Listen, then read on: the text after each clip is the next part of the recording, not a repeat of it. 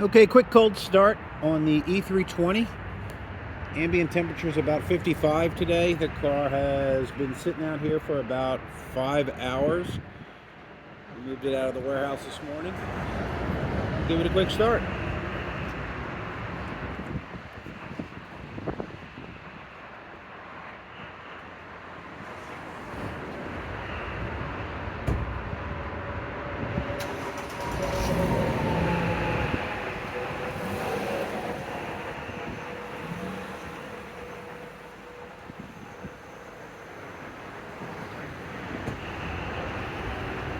Not really a whole lot of excitement.